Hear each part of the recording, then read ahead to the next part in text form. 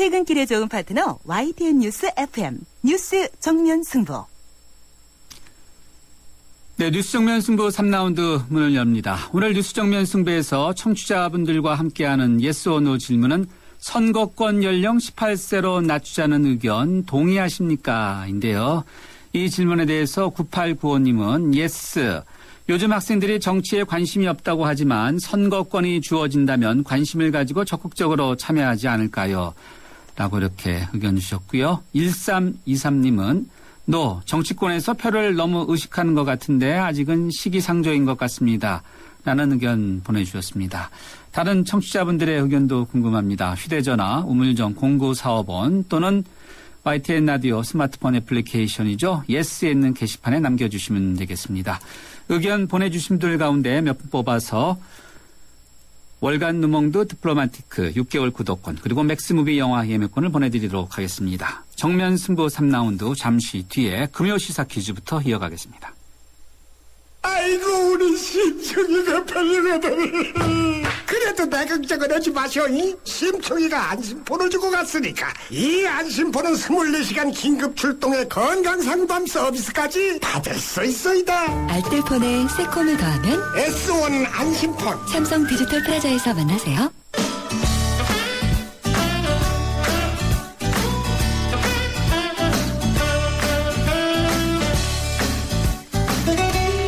이쁜이 꽃분이 체육과 함께하는 공부하고 공연 가는 금요시사 퀴즈.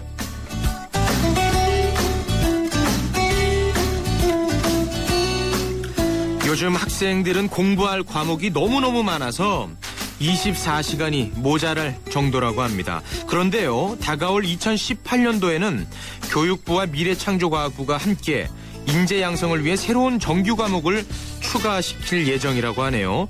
2020년 수능 선택 과목 채택을 추진 중인 오늘의 정답인 이 과목은 무엇일까요? 가 오늘의 퀴즈입니다. 보기를 드리겠습니다. 1번 SW 과목, 2번 FW 과목, 3번 SF 과목, 4번 교양 과목. 정답을 아시면요, 짧은 문자 50원, 긴 문자 100원의 유료 문자 우물정 0945번으로 보내주셔도 되고요. 스마트폰 이용하시는 분들은 YTN 라디오 앱 예스 게시판에 남겨주셔도 되겠습니다. 정답자 중 5쌍을 선정을 해서 선물을 드립니다. 눈을 뗄 수 없는 환상적인 무대, 국내 최정상의 실력파 배우들의 열연이 돋보이는 뮤지컬 카르멘 티켓을 드리겠습니다.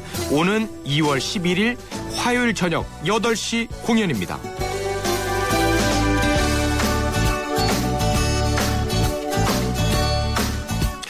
오늘 여러분께 선물로 드리는 뮤지컬 카르멘은 인정받은 뮤지컬 배우들이 대거 참여를 하고요. 마술사 이은결의 매직 디렉팅까지 더해져서 화려하고도 매혹적인 무대로 관객들의 시선을 사로잡는다고 합니다.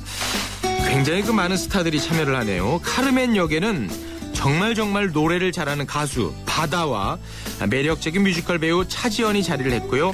호세 역에는 실력파 배우 류정환과 신성록이 맡았으며 카타리나 역에는 뛰어난 외모의 소유자 뮤지컬 배우 임혜영, 그리고 청순한 이미지의 실력까지 겸비한 배우 이정화가 나섰습니다. 화려한 캐스팅만으로도 믿고 볼 수 있는 뮤지컬 카르멘은 오는 2월 23일까지 만나볼 수 있습니다.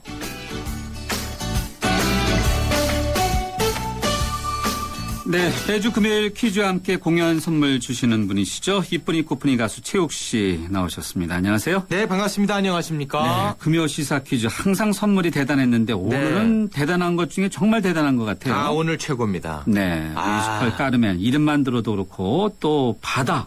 그렇죠? 바다 진짜 노래 잘하거든요. 네. 예. 자, 이 행운의 티켓을 거머쥘 퀴즈 다시 한번 정리해볼까요? 네, 오늘 퀴즈를 드리겠습니다. 교육부와 미래창조과학부가 함께 인재 양성을 위해 새로운 정규 과목을 추가시킬 예정이라고 합니다. 2018년 새로운 정규 과목으로 추진 중인 이 과목은 무엇일까요? 보기는요? 보기를 드리겠습니다. 1번, 과목의 이름이 좀 어렵네요. 글쎄 말이에요. 네, 티켓 거머쥐시기 위해서 좀 생각을 많이 하시면서 오늘 어려워. 힌트를 꼭 잘 들으셔야 될 것 같아요. 보기를 드리겠습니다. 1번 SW 과목, 2번 FW 과목, 3번 SF 과목, 4번 교양 과목. 자, 정답을 아시면요. 짧은 문자 50원, 긴 문자 100원의 유료 문자 우물정 누르시고 0945번으로 참여를 할 수도 있고요. 스마트폰 이용하시는 분들은 YTN 라디오 앱 예스 게시판에 남겨주셔도 되겠습니다. 새로운 정규 과목 채택을 위한 협의를 하고 있다. 이런 기사가 보도되었는데 학생들의 교육폭은 넓어질 것 같아요. 네, 뭐 학생들의 교육의 폭은 넓어질 수 있겠습니다만 어떤 방식으로 어떻게 가르칠지 구체적인 대안이 필요하다고 하고요. 그리고 또 자칫 사교육 부담으로 이어질 수가 있어요. 우리 또 부모님들 허리 휘거든요. 글쎄 말이에요. 네. 좀 그런 부작용이 또 있지 않을까 걱정도 됩니다. 그러네요. 네. 오늘 공연이 카르멘이죠. 뮤지컬. 네네네. 뮤지컬 카르멘의 매력 뭐죠? 카르멘의 매력을 네 가지로 볼 수가 있습니다. 먼저 판타지, 플라멩고, 서커스, 아크로바티, 눈을 뗄 수 없는 퍼포먼스들이 가득하고요. 그리고 패션, 스페인 특유의 정열적인 분위기를 배경으로 사랑을 둘러싼 여러 심리들을 박진감 넘치게 묘사를 했고요. 뮤직, 카르멘의 사랑과 열정을 매혹적인 선율로 표현을 했습니다. 그리고 끝으로 스타를 빼놓을 수가 없지요. 바다, 차지연, 류정환, 신성록, 임혜영, 이정화, 최수영, 애녹 등 정말 이름만 들어도 빛이 나는 스타들이 함께한다고 합니다. 자, 이 행운의 뮤지컬 카르멘 티켓을 거머쥐기 위한 질문, 보기 다시 한번 간단히 한번 해주시죠. 네, 2018년에 새로운 정규 과목으로 추진 중인 과목이 있습니다. 이 과목의 이름을 맞히는 게 오늘의 퀴즈입니다. 1번 SW 과목, 2번 FW 과목, 3번 SF 과목, 4번 교양 과목입니다. 정답을 아시는 분은 어떻게 해야 됩니까? 정답을 아시면 두 가지 방법이 있습니다. 먼저 문자 참여 가능합니다. 짧은 문자 50원, 긴 문자 100원의 유료 문자 우물정 0945번으로 보내셔도 되고요. 스마트폰 이용하시는 분들은 YTN 라디오 앱 예스 게시판에 남겨주셔도 되겠습니다.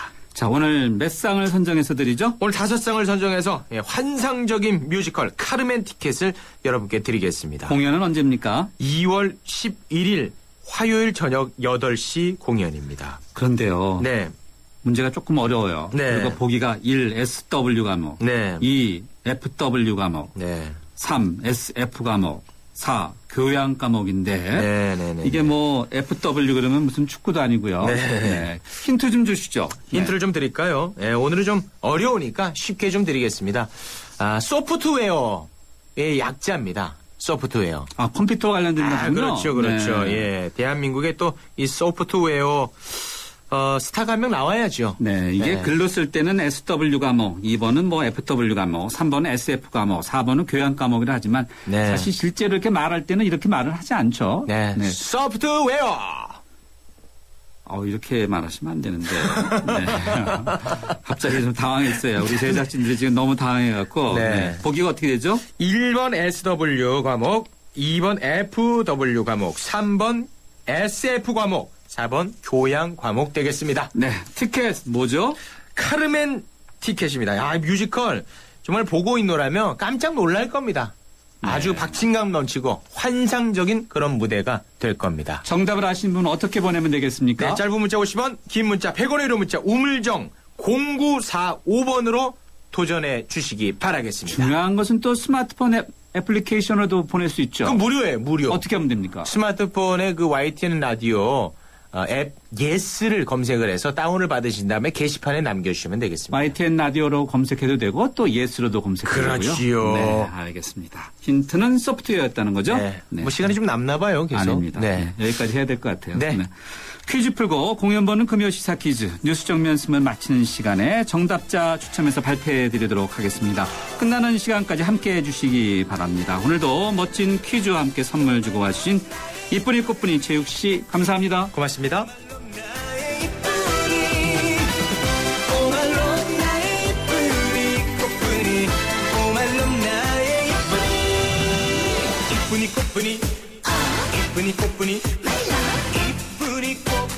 네, 오늘 불타는 금요일인데요. 교통 상황 어떤지 알아보죠. 유보연 캐스터.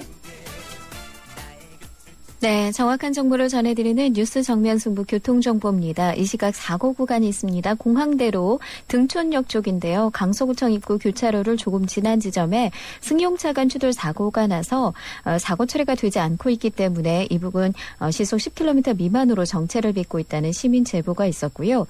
자동차 전용 도로 중에는 강변북로 구리 쪽으로 앞서 한강대교 부근에 있었던 사고 여파 때문에 양화대교부터 밀리고 있습니다.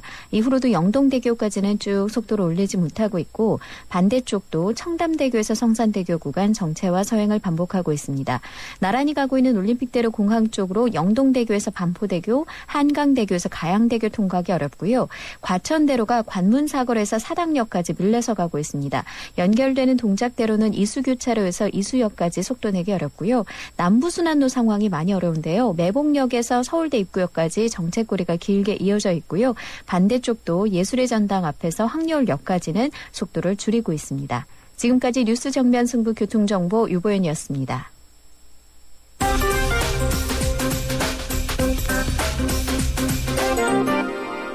네, 경제뉴스 살펴보겠습니다. 머니투데이의 김태은 기자 연결돼 있습니다. 김 기자 안녕하세요. 네, 안녕하세요. 네, 이게 신용카드 정보 유출 사건이 있지 않았습니까? KB국민카드, 롯데카드, NH농협카드인데 피해 고객들이 내 정보가 빠졌는가 굉장히 궁금한데 이거 언제 알 수 있습니까? 네, 이르면 오늘 저녁부터 각 카드사 홈페이지를 통해 유출 내역 확인이 가능할 전망입니다. 정확한 시간은 정해지는 대로 각 카드사가 발표하고 또 문자와 전화, 이메일 등을 통해서 피해자들에게 개별적으로도 알릴 계획입니다. 카드사들은 정보 유출에 따른 2차 피해를 막기 위해서 회원 동의를 받아 신용카드를 재발급하고 또 일정 기간 동안 결제 내역 문자 서비스를 무료로 제공할 예정입니다. 카드사별 피해 접수 콜센터도 오늘부터 운영할 예정인데요. 카드 부정 사용 등으로 직접적인 피해가 발생할 경우 손실을 보상하는 방안도 검토할 예정입니다. 이 카드사에 대해서는 일벌 100개 하는 이런 건 안 나왔나요? 네, 지금 검사 금융당국에서 검사 실시하고 그 징계 수준을 정할 예정입니다. 네, 알겠습니다. 자, 박근혜 대통령이 인도를 국빈 방문하면서 이제 경제 외교를 펼치고 있는데 어떤 내용들이 나왔습니까? 네, 박근혜 대통령과 우리 기업 경제사절단이 오늘 인도에서 인도 기업 관계자들을 만났습니다. 우선 이 자리에서 그 인도 진출에 관련한 많은 논의가 이루어졌다고 합니다. 우선 인도 현지에 공장 설립 등 대규모 투자 협의가 여러 건 이루어졌고 또 인도 현지 금융기관들과 업무 협의도 이루어졌다고 합니다. 또 벨 금속공업이나 두산중공업 같은 곳은 추가 수주 실적도 올렸습니다. 또 앞서서 박근혜 대통령은 인도 총리를 만나서 포스코가 9년 동안 추진 중인 제철소 건설에 대한 지원도 약속받았습니다. 네, 포스코 새로운 회장 체제 또 제철소 건설 새로운 포스코로 다시 거듭날지 궁금하네요. 네. 현우석 장관이 파티는 끝났다. 공공기관에 대해서 이런 이야기 하지 않았습니까? 네. 그런데 어찌된 일인지 낙하산 인사는 계속되고 있어서 이게 말이 좀 안 맞는다. 이런 이야기가 있다고요? 맞습니다. 최근 정치권 인사들이 대거 공기업 감사에 임명이 됐습니다. 예금보험공사가 오늘 문재풍 전 새누리당 충남도당 당협위원장을 신임 감사로 선임했습니다. 문 신임 감사는 국회 사무처의 국제국장 또 전문위원 같은 직함을 역임을 했지만 금융 관련 이력은 전혀 없습니다. 앞서서 한국자산관리공사도 최근에 정송학 전 대통령 소속 사회통합위원회 서울지역협의회 의장을 감사로 임명했고 기술보증기금도 박대해 전 새누리당 국회의원을 감사로 맞았습니다. 이 두 분도 금융권 이력은 없이 정치권 이력만 있습니다. 현우석 장관은 바로 파티는 끝났다. 바로 낙하산 사장 논란 이 문제에 대해서 답을 해야 될 것 같아요. 맞습니다. 네. 자, 이거 LPG 용기 이게 폭발 위험성이 높지 않습니까? 이것과 관련해서 정부가 관리를 대폭 강화하는 대책을 내놨다고요. 어떤 겁니까? 네, 우선 모든 가스통에 전자식별칩을 붙여서 이력을 관리하기로 했습니다. 이 칩에는 제조일자는 물론 검사일과 사용 기한 등의 정보가 담겨 있어서 누구나 스마트폰으로 확인할 수 있도록 할 예정입니다. 이렇게 스마트폰을 통해 가지고 가스 용기가 불량 용기인지 볼 수 있고 만약 불량 용기일 경우 신고하면 최대 100만 원의 보상금도 줄 예정입니다. 네, 알겠습니다. 경제뉴스 잘 들었습니다. 고맙습니다. 감사합니다. 머니투데이의 김태은 기자였습니다.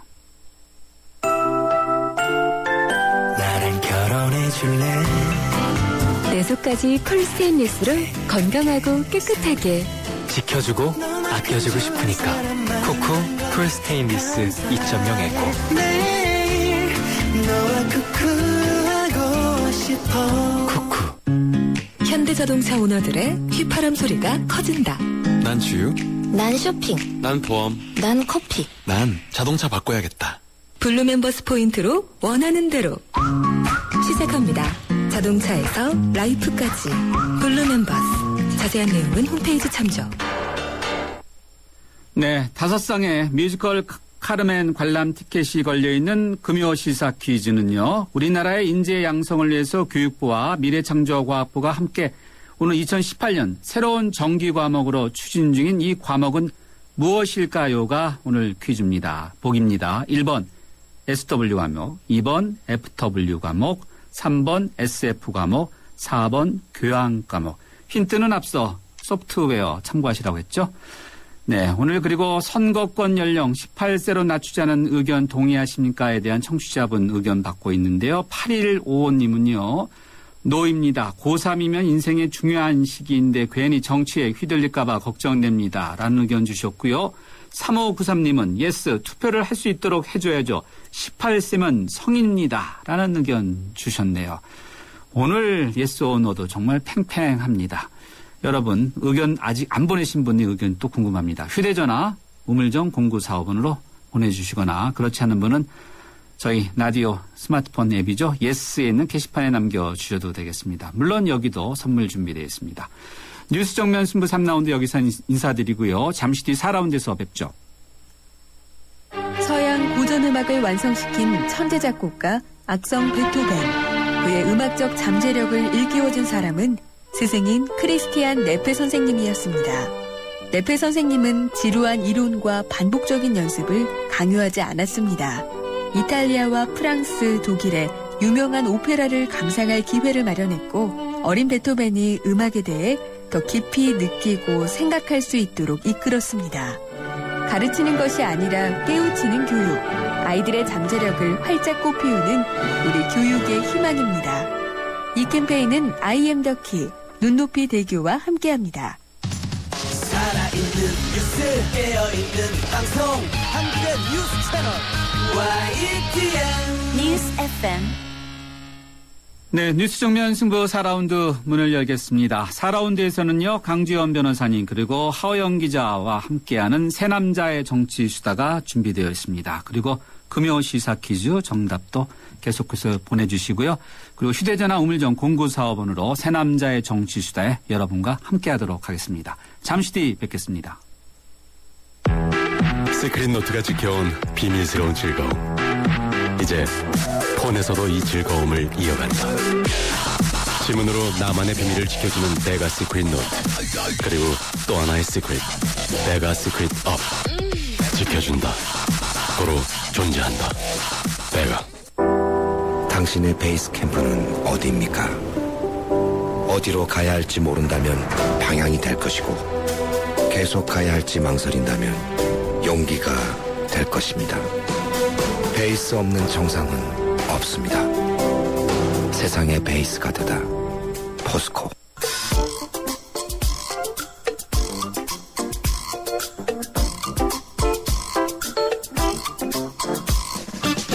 새 남자가 만났다. 새 남자의 정치 수다. 벌써 2014년이 시작되고 나서 세 번째 맞는 금요일입니다. 제 주위에는 새해라고 해서도 희망보다는 걱정들이 많은 분들이 주변에 많네요. 특히 선거를 앞둔 정치권 속내가 복잡해서 그런가요? 여의도 역시 걱정이 많은가 봅니다. 한 주간 정치권 뉴스 살펴보고 또 다음 주 정치권 전망해 보도록 하겠습니다. 새 남자와 함께하는 정치수다. 여러분들도 우리 정치권에 하고 싶은 말들, 쓴말 편하게 짧은 문자는 50원, 긴 문자는 100원의 유료 문자인데요. 휴대전화 우물정 0945번이나 저희 스마트폰 라디오 애플리케이션이죠. YTN 예스에 있는 게시판에 남겨주셔도 되겠습니다. 이 자리에는 지난 18대 대선 후보였던 강주현 변호사님 그리고 한겨레 정치부의 하호영 기자 두 분 함께했습니다. 두 분 안녕하세요. 안녕하세요. 안녕하세요. 네. 이게 뭐 새해 시작된 지 3주밖에 안 됐는데 이제 벌써부터 그냥 본격적인 선거로 접어든 듯한 착각이 들 정도로 모든 언론들이 신문도 그렇고 방송도 그렇고 선거 이야기가 많습니다. 특히 지방선거 이야기예요. 강 변호사님 보면서 이번 한 주 정치권에 대한 점수는 몇 점 주시겠습니까? 네, 6.4 지방선거에 관해서 지금부터 난리 아닙니까? 글쎄요, 벌써부터 그래요? 네, 좀 심한 것 같고요. 네. 우리나라 이거 언론이 문제인 것 같아요. 언론. 네. 신문 방송에서 그저 그냥 뭐 정치판 이야기 하는데 원래 빵점 정치판인데 할 얘기가 뭐가 이렇게 많다고 말이죠. 네.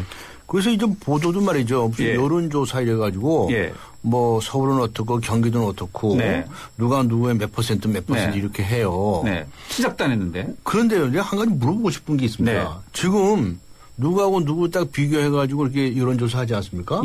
그럼 뭐 보고 지지한다고 얘기합니까? 잘생긴 거 보고? 말 잘하는 거 보고? 모르죠. 이게요, 아무짝에 쓸모없는 여론조사예요. 오히려 유도하는 거 아니에요? 이걸 이제 경마식 보도라고 그러거든요. 경마식 보도. 네. 그러니까 이제 경마장에 가면 망아지 새끼들이 이렇게 뛰죠. 어떤 놈이 앞에 갔다 어떤 놈이 뒤에 갔다 이런 거 있잖아요. 맨날 그런 것만 하는 건데 제가 늘 주장하지만 지난 7, 8년 동안 운동을 해왔지만 매니페스토 선거라고 하는 것은 그 사람이 정책이 딱 나와야 지지할 것인지 말 것인지 지지율이 몇 %인지 이렇게 나오는 거예요. 지금 아주 까막눈이에요. 그렇죠. 까막눈인데 망아지는만 뛰는 거예요. 그럼 보도를 뭐 이렇게 합니까? 이 언론이 빵점 같아요, 제가 보기에. 언론이. 네? 정치권 점수는 몇 점인데요? 그 이제 언론은 빵점. 지난주까지 이제 50점 이렇게 이제 매겨왔는데, 하여튼 이번 주에는 뭐 아주 여야 대표가 뭐 기자회견도 하고 신년 구상도 발표하고 여러 가지 했어요. 그러니까 일을 좀 이제 잘 해보려고 노력하는 것 같아서 여전히 50점이다. 저는 그렇게 생각합니다. 아이고, 언론이 반성해야 되겠네요. 정치권 점수 50점보다도 빵점이요. 네, 맞습니다. 이건 과락도 아니고 빵점인데. 빵점입니다, 완전히. 좀 반성해야 되겠습니다. 하영 기자. 빵점 받았어요. 기자 아닙니까? 네. 빵점 인정하세요? 글쎄요. 정책을 기준으로 해서 투표를 하는 것에 대해서는 저는 이의를 제기하고 싶지는 않습니다. 다만요. 빵점은 인정 못하나 보죠? 오랜 시간 지역 일꾼으로 자리매김하기 위해서 여러분들이 노력했고 하고 있다는 점에서도 여론조사는 유의미하지 않을까. 그리고 그것에 대한 궁금증이 있다고 판단한다는 점에서 유의미하지 않을까라고 조심스럽게 강 변호사님께 말씀을 드려도 되겠습니까, 강 변호사님? 아니요, 그게요. 나쁜 습관입니다. 늘 그렇게 해왔어요. 우리나라 정치가. 그리고 옆에서 막 부추기고 난리 구설을 치는 데가 언론 신문 방송이에요. 그렇게 해서 벌써부터 몇 퍼센트가 무슨 의미가 있냐고요. 요새 또 인물난이 없어가지고 누굴 자출하느니 어쩌니 이런 얘기 하지 않습니까? 중진을 자출하느니 뭐 뜻없는 사람들이 나오는 이런 얘기를 하는데 이것도 그런 이상한 여론조사 이런 것 때문에 나오는 거거든요. 그게 바로 지금 여론조사하는 것은 인지도. 그렇죠. 좀 어느 정도 알려져 있느냐. 뭐 그런 거 외에는 아무런 의미가 없어요. 저 연예인들도 말이죠. TV에 좀 자주 나오면은 탁 올라가고 좀 뜸하면 좀 내려가고 그런 거예요. 그렇죠. 그런 걸 가지고 지금 선거라고 보도라고 하냐고요. 보세요. 지금 어느 지역에서는 어떤 게 가장 큰 현안 문제다. 어디다가 무슨 뭐 쓰레기 하치장을 만들 거냐 말 거냐라든가 그 지역의 자살률이 높으냐 낮으냐 이런 거 가지고 보도해 놓는 거 보셨어요? 네? 기자들은 그런 거 보도 안 하고 뭐 합니까?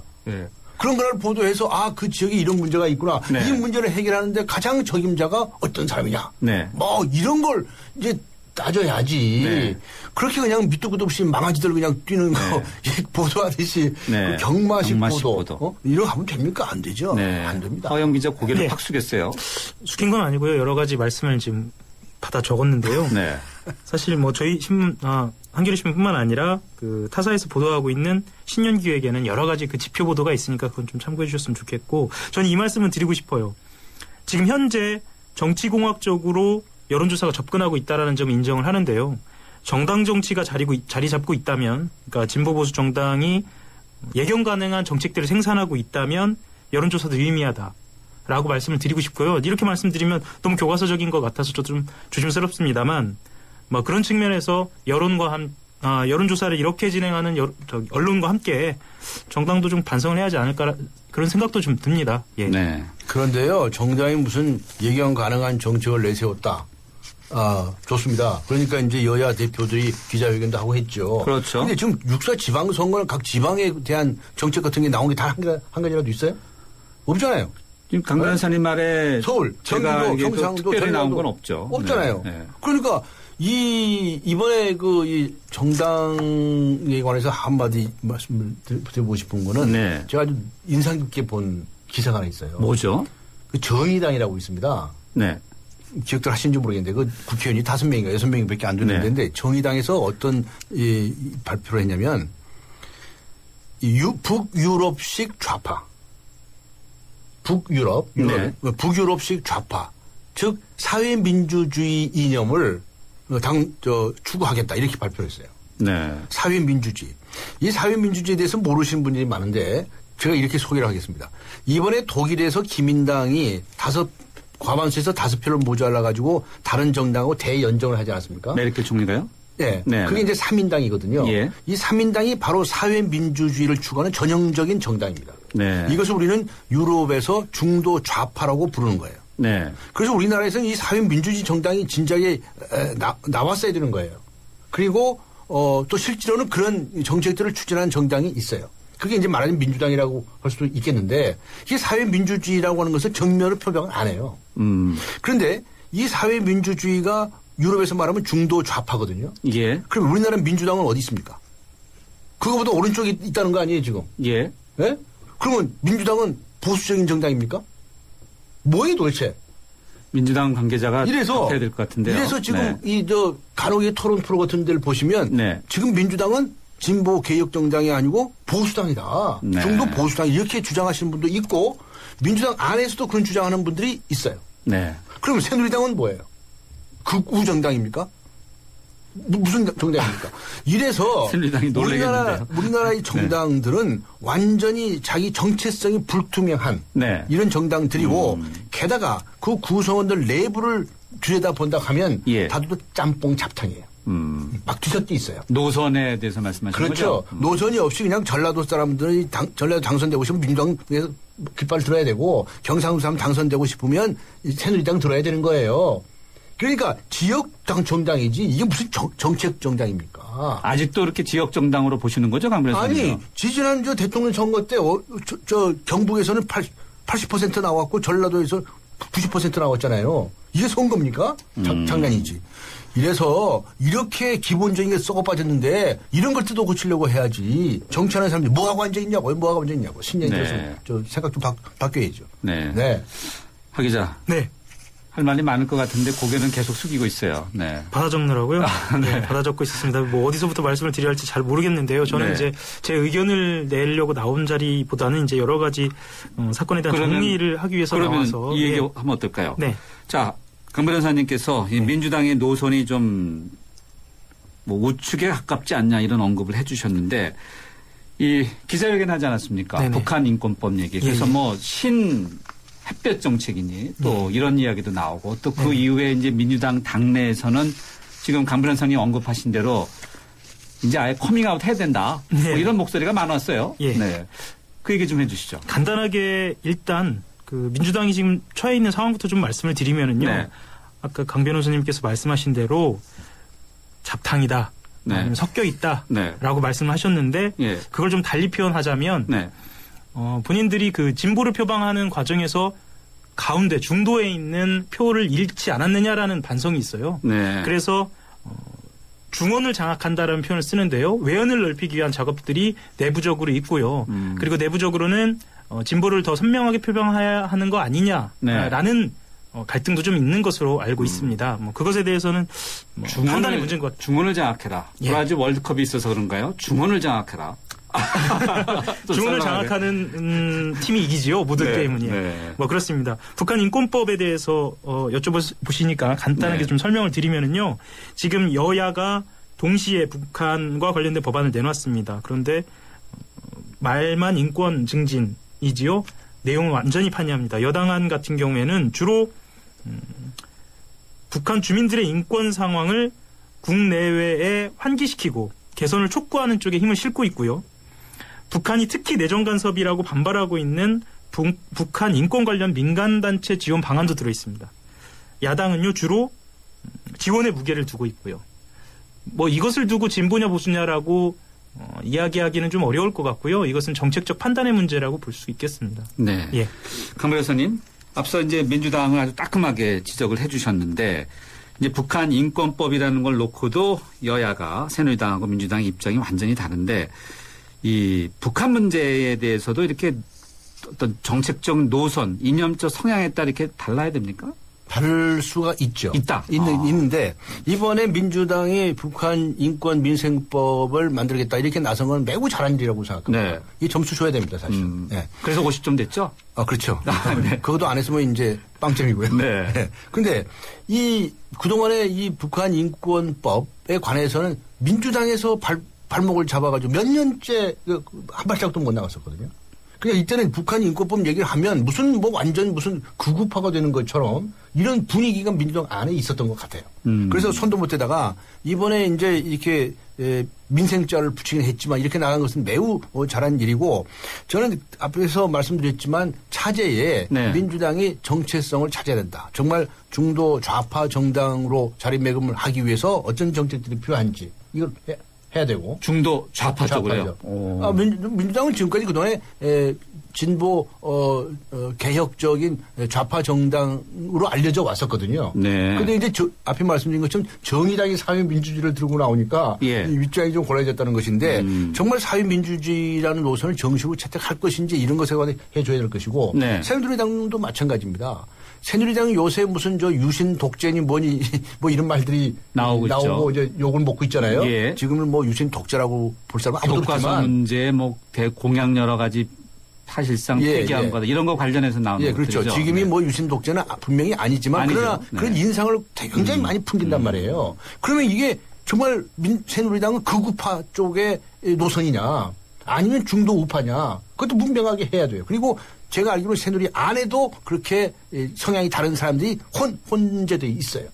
그래서 이제 새해에는 자신의 정당의 정체성이 무엇인지 그거부터 가슴에 손을 얹고 자성부터 시작하세요.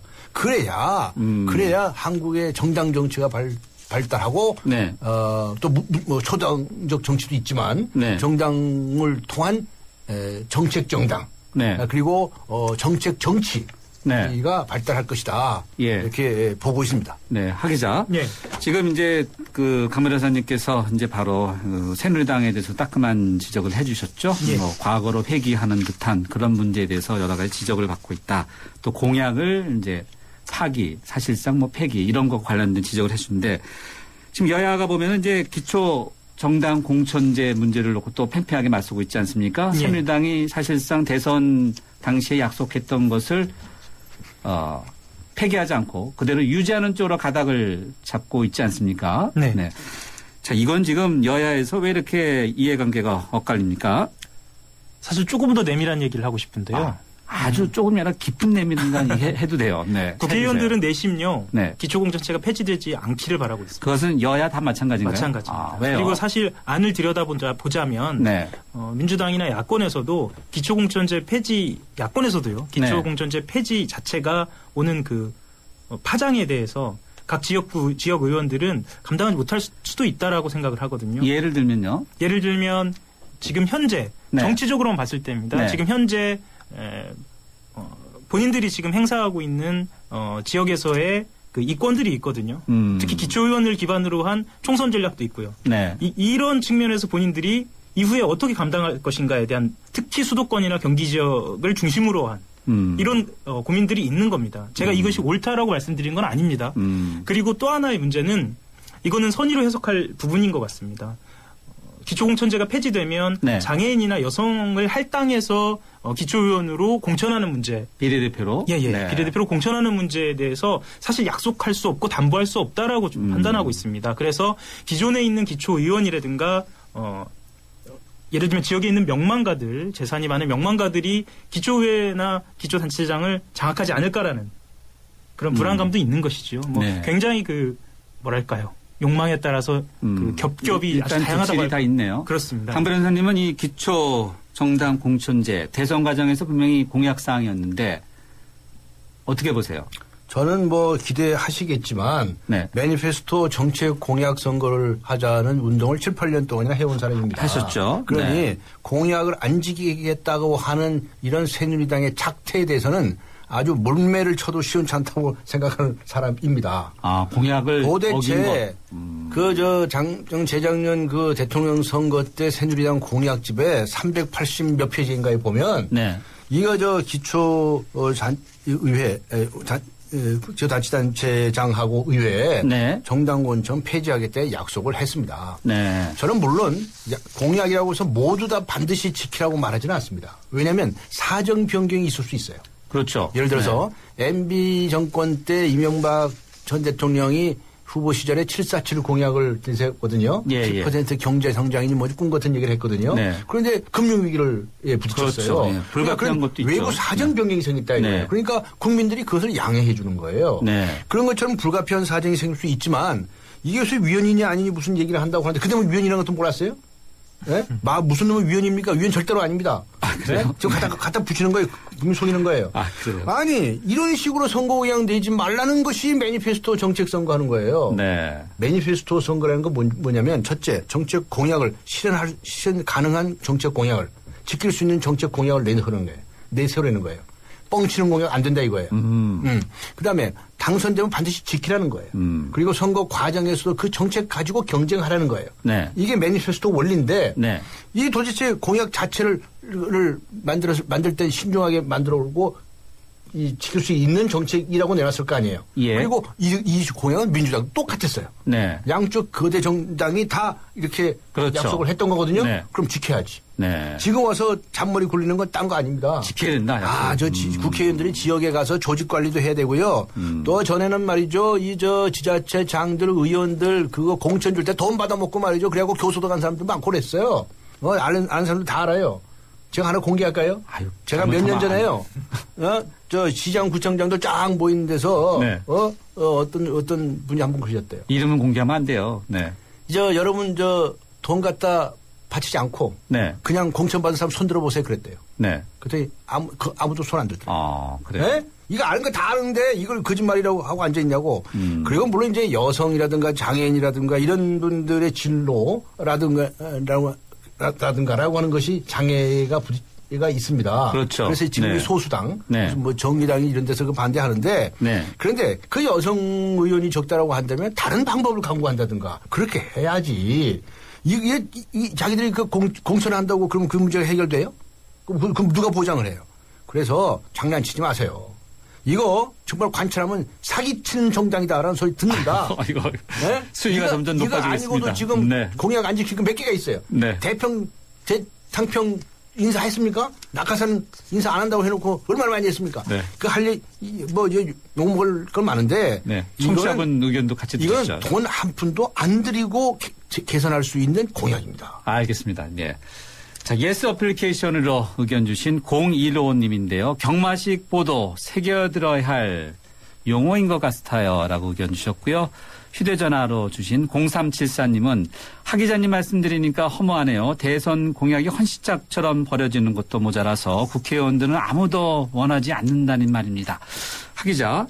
지금 앞서 이제 바로 이 그 기초 정당 공천제에서 여야 의원 가릴 것 없이 사실상 속내를 보면은 폐지하는 것 누구도 원하지 않는다고 언급을 해주지 않았습니까? 자, 일단 이거는 그렇고 선거연령을 낮추는 문제에 대해서는 어떻습니까? 선거 연령이요? 선거 연령 낮추는 문제에 대해서는 일단 민주당은 찬성을 하고, 주장을 하고요. 찬성이 아니고요. 새누리당은 지금 그것을 이야기할 때가 아니다라고 지금 이야기를 하고 있지요. 제 개인적인 의견을 물어보신다면 저는 민주주의 국가에서 선거 참여도를 높이는 방법은 어떤 것이라도 가능하다. 합리적인 차원에서라면 충분히 진행해야 한다라고 저는 생각을 하거든요. 연령 낮추는 문제나 뭐 선거 시간이죠. 당일 투표 시간 늘리는 문제 같은 경우에는 여야가 합의하면 충분히 가능한 문제가 아닌가라는 생각이 좀 듭니다. 연령과 투표 시간 또 이것과 맞물려서 지금 지방선거와 재보궐선거 횟수 네. 지금 이제 7월에도 있고 6.4 지방선거 외에 7월에 재보궐 그래서 10월에 있죠. 이 횟수도 조절하는 이야기도 나오고 있는데 그런데요. 네. 저 선거 연령 문제에 관해서는 제가 얘기를 안 할 수가 없어요. 네. 이게 지금은 19세 미만으로 돼 있거든요. 네. 19세 미만 안 되는 거로. 네. 근데 외국에 보면 다 18세예요. 그래서 외국에는 좀 키가 좀 크잖아요. 그래서 외국에는 다 18세인데 왜 우리만 하필 19세야? 네. 이렇게 생각해서 18세는 낮추자라는 주장이 있습니다. 네. 이게 왜 19세라는 게 등장했는지를 쥐뿔도 모르는 사람들이 하는 얘기예요. 민주당이 이게 잘못 생각하는 거예요. 아, 그래요? 왜 그런지 아세요? 이 19세라는 걸 만든 사람이 바로 접니다. 아, 강만희 선생님 만드셨어요? 네. 청소년 보호법이 전에 청소년 범위를 20세 미만이었는데 네. 그 19세 미만으로 고쳤어요. 근데 위원장 하실 때요? 예. 근데 18세로 고치려고 하다가 19세로 고친 이유가 있습니다. 뭐죠? 왜 그런지 아십니까? 서양 아이들은 9월 달에 학교를 들어갑니다. 그래서 18세가 되면 고3은 졸업합니다. 네. 고3 졸업해요. 그렇겠네요. 근데 우리는 9월 달이 아니라 다음에 3월 달에 학교를 들어갑니다. 네. 그래서 18세가 되면 아직 고3이에요. 그때 통계에 의하면 60, 70% 정도가 이 고3으로 남아 있는 거예요. 아, 통계를 다 봤군요. 네, 그때 다 조사를 해봤죠. 그러니까 서양 사람들이 18세로 한 이유는 뭐냐면 대부분의 청소년들이 고등학교에 있는 시간을 벗어난 때. 네. 그때부터 선거권을 준 겁니다. 아, 그러니까 우리도 고등학교를 벗어났을 때를 맞춰서 준다고 한다면 19세가 된 거예요. 이건 머리 무지하게 써가지고 맺는 거예요. 이거 아주 아이디어 상 받아야 된다고 그랬던 거예요. 그런데 지금 민주당이나 새누리당에서 이걸 몰라. 이걸 전혀 모르고 그저 그냥 투표율을 올리냐 내리느냐 그 얘기만 하고 앉아 있는 거예요. 그래서 제가 답답해서 오늘 가르쳐 드리는 겁니다. 19세라는 게 왜 나오네요. 요새 TV 볼 때 보면 19 동그라미 나오죠. 19 동그라미. 이게 청소년 보호법에서 그런 것이고. 알겠습니다. 그래서 민법도 고쳐졌다니까요. 민법도. 거꾸로요? 민법에 맞췄다는 게 아니군요. 민법도 20세에서 19세로 미성년자를 거친 거예요. 그거는 좀 알고 나지 하라고 말씀 좀 해주세요. 하 기자. 6.4 재보궐선거 이야기를 좀 하면서 마무리할까 하는데 차기 대선은 이제 잠재적 주자로 꼽히고 있는 분들 아니겠어요? 새누리당의 김문수 경기지사, 민주당의 손학규 상임고문. 이 재보궐선거에 출마할까요? 사실 정치인들은요. 보이지 않으면 불안해합니다. 그렇게 생각하면 지사를 그만두거나 아니면 지금 현재 어느 직도 갖고 있지 않은 손학규 의원 같은 경우에는 전 대표죠. 전 대표 같은 경우에는 어떤 식으로든 본인이 향후 대권에 도전할 만한 자기의 자리를 찾을 겁니다. 아, 그래요? 예. 그렇다고 한다고 하면 총선은 재보궐선거는 굉장히 중요한 자기들에겐 기회죠. 하지만 강 변호사님께서 말씀을 아마 하시겠는데요. 아마 매니페스토는 준비가 되지 않겠죠? 재보궐선거 때도 매니페스토가 필요해요? 당연하죠. 그래요? 재보궐선거뿐만 아니라 지자체 선거뿐만 아니라 국회의원들도 매니페스토를 정말 잘해야 됩니다. 그저 그냥 잘생겼다고 찍어달라고 그러고 말 잘한다고 찍어달라고 그러고 같은 동네에서 같은 지역 출신하고 찍어달라고 그러고 동창회 동기에 이런 데만 쫄쫄쫄쫄 쫓아다니면서 표 구하고 다니고 이 편법 조직선거하고 요따구 좀 하지 마세요. 이따구 짓 하면 여러분 벌 받습니다. 나라 그렇게 해서 이 나라가 이 모양 이꼴로 됐는데 또 언제까지 이따 어디서 할 겁니까? 새해 좀 바꿉시다. 제안을 하고자 하는 겁니다. 알겠습니다. 두 분 말씀 오늘 정말 또 듣다 보니까 시간이 훌쩍 가버렸네요. 두 분 감사합니다. 차들이 다 이천으로 빠지고 있네? 롯데 아울렛이 있었네. 여보, 우리도 이제 가까운 이천으로 갈까? 이천 롯데 프리미엄 아울렛 오픈. 12월 13일부터 쇼핑이 더 가까워진다.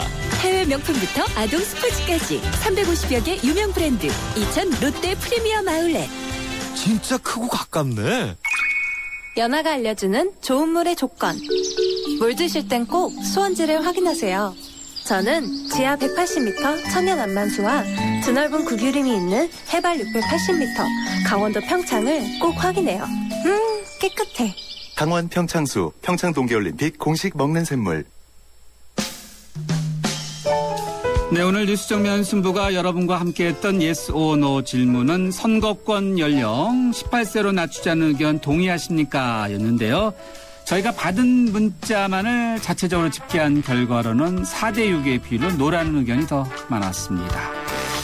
아직 너무 어르다 이런 판단 때문일까요? 보내주신 의견들 가운데 95번님께 선물 보내드리도록 하겠습니다. 그리고 오늘 금요 시사 퀴즈는 우리나라의 인재 양성을 위해서 교육부와 미래창조과학부가 함께 2018년 새로운 정규 과목으로 추진 중인 이 과목은 무엇일까요였는데요. 정답은 1번 소프트웨어 과목이었습니다. SW 과목의 소프트웨어 과목의 약자죠. 선물은요. 휴대전화 끝자리 5354님, 5077님, 5511님, 7485님, 8150님께 드리겠습니다. 모두 감사합니다. 네, 편안한 밤 되시고요. 다음 주 뵙겠습니다.